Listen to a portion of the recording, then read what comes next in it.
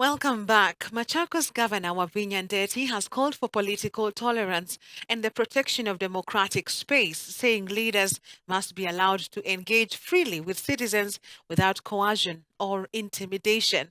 The governor was speaking during a Sunday service where she urged residents to embrace unity, peaceful coexistence, and constructive dialogue. She also called on Kenyans to pray for the country and its leaders, seeking guidance, wisdom, and peace.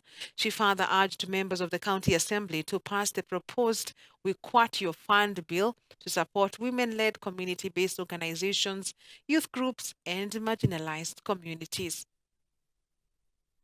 Maneno ya watu kukutana kuharibu